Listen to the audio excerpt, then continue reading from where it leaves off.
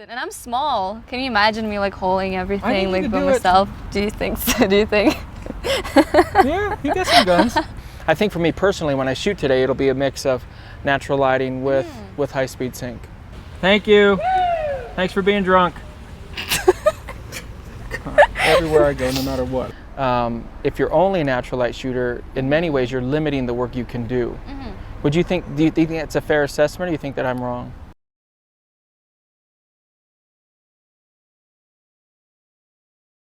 A big shout out and thank you to Squarespace for sponsoring this video. If you guys want to save 10% and get a free trial, go to squarespace.com/Lanier. They have blogs.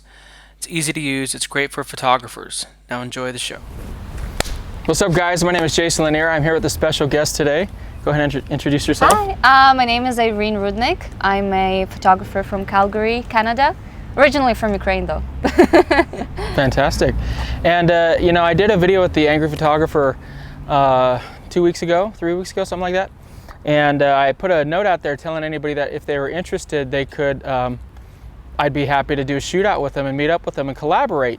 This is about bringing photographers together, collaborating, doing some cool stuff. And this lovely young lady put a message right on my thing saying, hey, let's come up to Calgary, let's do this. I'm game, something like that, right? Yeah. And so I said, cool, let's do it. And so I obviously know who she is because she's a pretty big YouTuber herself.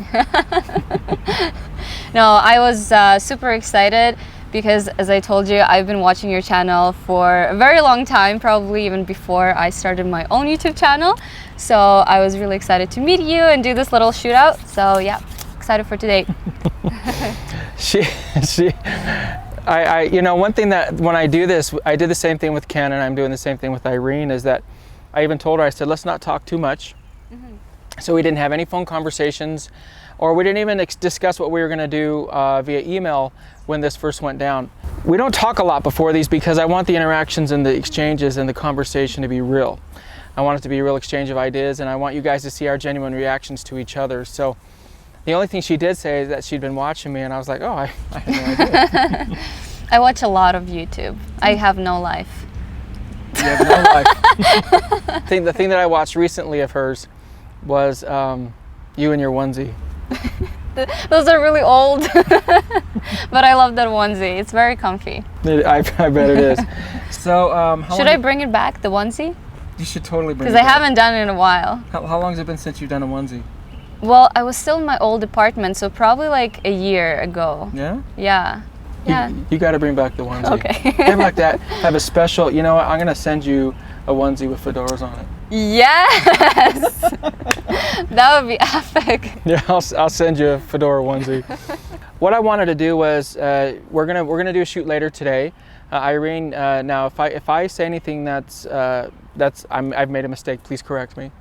But you're mostly a natural light photographer, correct? Yes. And what do you shoot with? So I shoot with a Canon 5D Mark III, and I mostly shoot with a Canon 85 1.2 lens. What aperture do you normally shoot at? I shoot wide open. Nice. Like most of the time. Nice. I would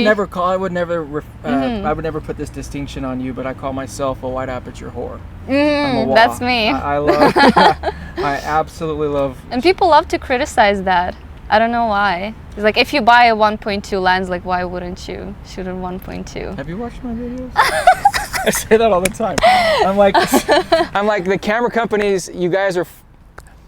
We are the fools as photographers if we're spending $2,000 on a lens and then we shoot it at 1.8, and it's a 1.2. No, for sure. I remember. And I have the Canon 85 1.2. It's a beautiful lens. I just remember when I first, when I got the full frame camera, and I didn't have enough money to buy a nicer lens. I only had the money to buy the 50mm 1.8, which is like $100 from Canon. 50, yeah. So that's what I had, and the pictures were still really nice. But once I got the 85, like, there's a huge difference. Boom. It's just magic. So there is a huge difference. What are your other favorite lenses? I also have a Sigma 35mm lens. So that's the two lenses that I use. That's the only two lenses that I have, really, that I use most of the time. And then I have my old 50mm 1.8. I use that for freelancing a lot. I also have So your freelance work gets Yes. the cheap lenses. Exactly. It actually works the best with cheap lenses. It doesn't look good with like expensive lenses. Really? Do you have the 51 too? No, I don't, but it's too big to freelance. You need like a small pancake lens to freelance with. That's a lot easier to like hold it and wiggle it and stuff. And it doesn't matter too, because you're not putting the lens in the camera, so it's just like you just need like a glass to shoot through pretty much. Yeah, I also have some weird lenses. I have like a weird lenses. Petzval 85, I have the same. and I love that Do you have lens. the gold one? Yes, Yeah, yes, yeah. I needed to have the gold one. And then I have a lens baby. I have the tilt shift 15mm lens baby. Nice. You ever play with the 135? No, I wish. Do you want to play with mine today? Yeah, sure. I have the Canon 135 with me. Oh, awesome, for sure. Yeah, absolutely. It's a beautiful lens. That's one of my favorite focal lengths. Is when I first switched to Sony, I played with the Sony 135 1.8, and that's like a legendary lens in Sony land. And so then, but the Canon 135 f2 focuses better on the Sony mirrorless than the Sony A mount really? does. Yeah. Interesting. So that's why I have the Canon with me today. So why do you only shoot natural light? When I started shooting, I tried out all sorts of lights. Okay. I've shot with beauty dishes, I've shot with flashes, I've shot continuous light, and natural light was always the one that I came back to, that I loved the most. And because my work is very specific and I don't do a lot of other things, natural light just fits my style. Absolutely. That's pretty much the reason why I shoot natural light. Absolutely. And because I'm too lazy to haul things, you know, like the tripods and big lights and stuff like that. I'm a very simple person, and I'm small. Can you imagine me like hauling everything like by myself? You look like you could pull it off. Do you think so? Do you think? Yeah, you got some guns. Lots of chicken. Right. I'm actually vegan. Are you? Oh, lots of veggie burgers. Yes. Do you eat veggie burgers? I do. Yeah? Do you like them? Yes, They're I love actually really everything with veggies. Yeah, they're really good. They're really, really good. As you know, I shoot a lot with everything. Yes. Sometimes people, in regards to my work, they get the misunderstanding that I don't like natural light. I love natural light. And something I'm on the record, as I've been saying it in my videos for a long time, is that I always choose natural light first. But then when natural light options aren't available, that's when I go to my continuous or my flash, my high-speed sync. Have you ever shot high-speed sync? No. Yeah? A lot of people on my channel want me to try it out. You want to try Almost it today? every single video that I post, someone will ask me, do you shoot flash? Or was there flash? Actually, a lot of people think that I do and that I hide the fact that I do or something like that. Yeah, I know. People get these weird conceptions about YouTubers like I've we're doing all had this that. hocus I've had pocus. that before because I do a lot of post-processing on my pictures. So they are nicely lit, but it's pretty much with the editing, if that makes sense. Sure. So a lot of people think that for some reason I still use high-speed sync, but I don't show that in my videos and just say that I shoot only natural. Like I had the full-on conversation with this one guy that was convinced that I'm lying and was like, no, this cannot be shot with natural light. You totally use something. You know, and that's funny you say that. That's one thing that's great about doing these collabs, is that we're here, we're rolling a bunch of cameras, and we can easily see. You see how I work, I see how you work. Yeah. I mean, it would be really funny if I actually did and then like try to tell people that no, I don't, only natural. But I don't know, people are weird. There's definitely a few interesting ones out there. But yeah, I definitely want to try it. Well, I Why have, not? if you want to, Yeah. I have Canon triggers with me. Cool, let's try it out. Nice. I'm always down for You know, trying new things. I'm blown away. I'm gonna get Irene Rudnyk to shoot some high-speed sync. That's awesome. For the first time. Nice, your maiden voyage. I love it. If you, as we're doing it, if you need any help, I'll probably need some help. and I'm more than happy to help. Yeah, for sure. I'm more than happy to awesome, help. cool. So let's talk about your post process. Well, I don't want to only be interviewing you. I want to make sure it's balanced so people are like, hey, Jason, you're grilling, right? You can ask me anything you want to. Yeah. But like, I shoot pretty much everything, and one thing that I've always believed is that if you are very specific in the work that you do, like you, Yeah. then it's easier to shoot natural light. One thing I've always told Yes. photographers is if you're only a natural light shooter, in many ways you're limiting the work you can do. Do you think that's a fair assessment, or do you think that I'm wrong? Yeah, it really depends on what you're doing, right? Because I mean, you cannot shoot a full wedding with just natural light. Let's say that, right? If you are shooting a wedding. So remember, when I shot some weddings, I used on-camera flash most of the time for some specific times, especially like for dancing, you know, or indoors. But again, for something that I do, I'm totally fine with natural light. But yeah, if you are trying to have like an actual business, not a YouTube channel, then I would definitely recommend at least knowing how to use other things, right? And that's my point to people. It's not a matter of preference. I encourage photographers to at least know how to do those things. Yes. No, for sure. I think, you know, I'm always learning new things and I'm always trying out new things, and I love doing that. Like recently I just shot some medium format film. Awesome. And I've never shot film before. It was a great experience, and everything teaches you something new. So yeah. Fantastic. As a photographer, I think you should know all of these things. Why not? Why not? So how much time do you take post-processing, and just kind of walk us through the programs that you use, and how, like on the pictures that we see on YouTube, how long do you edit a picture like that? It really depends on the image. I would say generally like 30 minutes per image. I work in Photoshop. I rarely use Lightroom just because I can do most of the same things in Camera Raw. So I'll open my raw image, do little adjustments on Camera Raw. Camera Raw inside of Photoshop. Yes, exactly.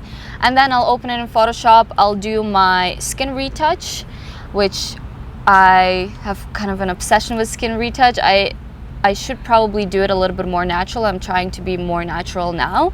I'll do obsession as in it's like too perfect? Yes. I feel like I try to do it a little bit too perfect. But recently I've been trying to tone it down a little bit, do it a little bit more natural, and I really have been enjoying it. It's Sasquatch.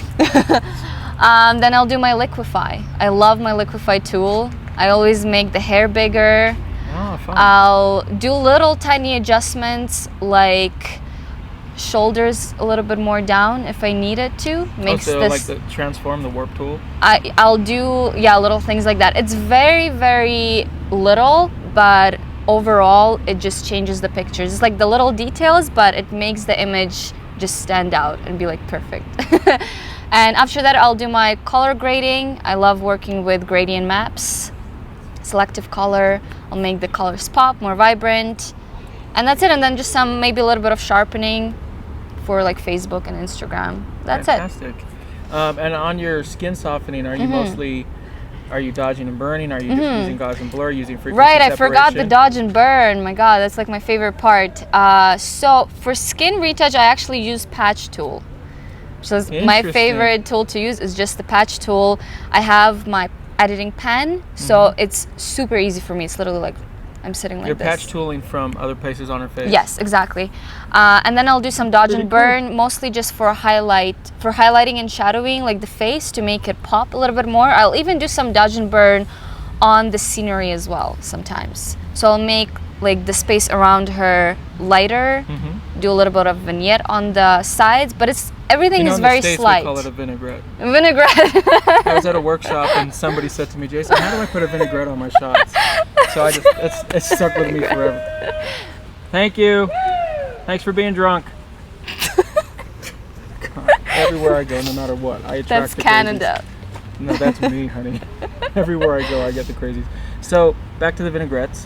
So Vinaigrette. So you put a little vignette on your shots? It's very slight. It's not like the 90s vinaigrette. Yeah, the ones with the wedding photos where it's like the white border. Yeah. No, everything is very, very slight, but again, in like everything together just makes like a perfect, nice image. I'm very particular about details. Like I'll sit there and fix every single little detail on the picture that I don't like. That's why it takes a little bit longer, like 30. Sometimes I've had some images where I would pull parts from other pictures to expand the image, or maybe to make it a little bit more interesting. Like, let's say that in this moment I like the part from this image, and then I like the part from this image, right? So I'll take parts and kind of glue it together into one image. Oh, you do composites? Yes, I do it a lot. It's mostly just for scenery, right? If I didn't like something, or if I want to expand the image, because I like shooting pretty close to get the person, you know, nicely in focus, and then the blurred out background. But then sometimes I want the whole scenery in the shot, so I'll take a shot really close and then I'll expand it. Really? And it keeps the image looking very sharp and very blurry. Very cool. That's very cool. So me personally, most of my shots you guys see on YouTube, sometimes they're 30-second edits. Sometimes they're max, we're talking about 2 to 3 minute edits. Yeah. I'll usually go in there and I'll do, I've only done composites once, and it was my Disney wedding. I did a few composites of fireworks, and I put that in the video. But other than that, I like getting stuff. I like to try to get what I can in camera. Right. And I also, I'll go in and maybe do a little bit of frequency separation on the face if it's a tight shot. Because I do shoot wide open, so a lot of my backgrounds are blurred. Right. If we run into a scenario where there's too much light, then I will switch to high-speed sync. So I think for me personally, when I shoot today, it'll be a mix of natural lighting with high-speed sync. Yeah, you're gonna love the natural lighting here. Yeah. That's one of my favorite places here. It was really fun when I contacted her. She goes, "We have to shoot at 6." I said, "When can you shoot? Can you shoot at early?" "No, we got to shoot at 6." Yes. Best light. It is, and actually the best light is even a little bit later right now, this time of the year. So maybe even like 7, maybe even 8. But 6 is already pretty good enough for me. I usually shoot just in the evening. I mean, you know, if you're shooting natural light, like, you're not gonna shoot at 1 p.m. It's just horrible. It is. It is. In fact, when you guys are watching us now, it's about 4:30. We have a diffuser over us, and we have a light illuminating us, so we had to use the diffuser. You guys don't know it. There's 2 strong men to our left and our right who are holding it, and their arms are probably quivering at this point. What got you into photography? It's kind of a long story, but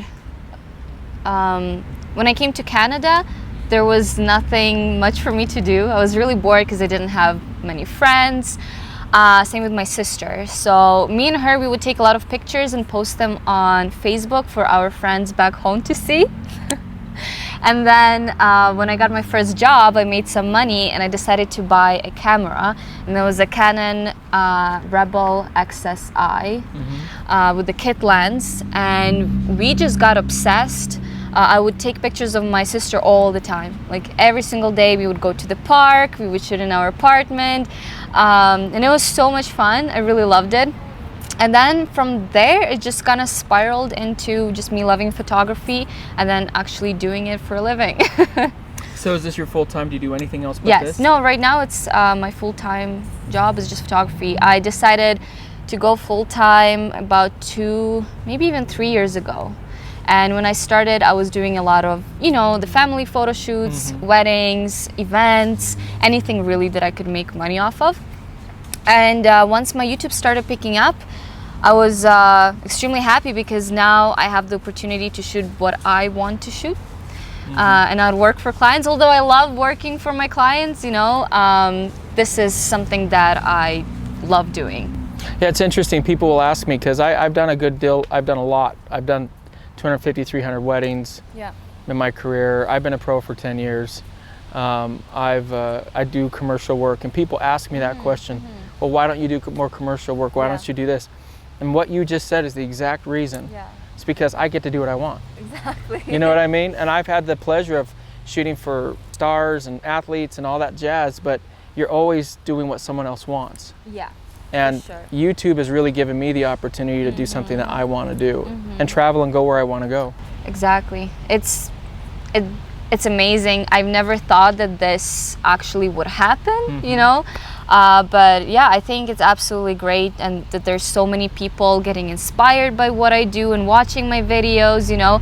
And I love seeing the messages from people that tell me that like I've helped them maybe with my tutorials. I think it's like a dream. It is, right? So both of us have pretty good YouTube channels. What advice would you give to the viewers at home about what? Okay, here's one thing, because it'll be interesting since we both do YouTube. What's the hardest thing for you about doing YouTube? For me, it's being consistent with my uploading, because it takes a lot of time to make a video. And more time than most people think. Yes, and sometimes I get lazy and I have to like kick myself, you know, and tell myself that, Irene, you gotta make a video. And also sometimes I'm too hard on myself, I think, with the way I make my videos. Like I'll make something and I'll hate it and I will never post it. I have a lot of videos that I've never posted. I think you should just be out there, put it out there, and just be yourself and not worry about things like that too much. Just not be too hard on myself, because sometimes I'll post a video that I really hate and it does really great. And I'm just like, but why? But people just love it, you know? Yeah, I think the hardest thing for me is keeping up with the workload, because I'm flying all over, I'm teaching, I'm doing all this craziness. Especially when you're traveling, it's like impossible. And sometimes I don't know if you've run into this, but with all the traveling I do, I run into, sometimes the biggest issue is the Wi-Fi is not good. And so you just can't get a video up. I've actually have not been uploading anything while I'm traveling. I usually would have something scheduled. Right. Because I still haven't figured out the best way for me to edit on the go.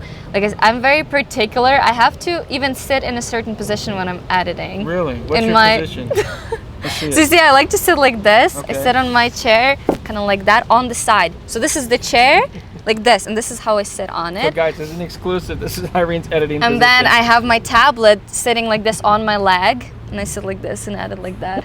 And this is my table with my computer. And I need my big computer that's calibrated, with a nice monitor, with everything on there set up. You know, I hate working on the laptop. I hate the little pad. I hate the small screen. I can't. She hates everything I do. So I edit everything. I'm on airplanes. I'm doing everything, and I'm editing just like this on my trackpad right here. If I was really pressed, I think at some point I will have to just learn how to do it and just make myself do it, because now that I'm traveling more and more, it's really hard to have everything scheduled. You know what I mean? So I'm gonna have to find a way to do it soon, I think. That's what I've had to do, is just, I used to have the big MacBook at home, or the big iMac and all that, and now with my travel schedule, it's impossible. You travel a lot. I do, and I have to do that. So what, it's getting dimmer, I can take my glasses off now. I have very sensitive eyes. People always wonder why I wear sunglasses all the time, and it's because my eyes are very sensitive. What's your best troll moment? A troll moment? Yeah, you've been trolled on YouTube, you have to have been. Everybody knows I get tons of them. Well, mine, and this is kind of a joke now, and it's the flash thing, because a lot of people ask me why don't I shoot flash, or if I hate flash, or things like that.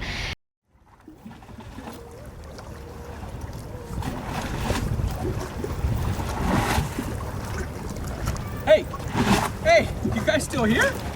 That's awesome. Thanks for sticking with me, guys. If you want to learn more online with me, guys, if you can't attend one of my workshops and you want to learn online, go to patreon.com/JasonLanier Live editing, live critiques. You guys get to watch my computer screen. It's all live, and if you can't even watch it live with me, then you can watch a recording that we'll post later.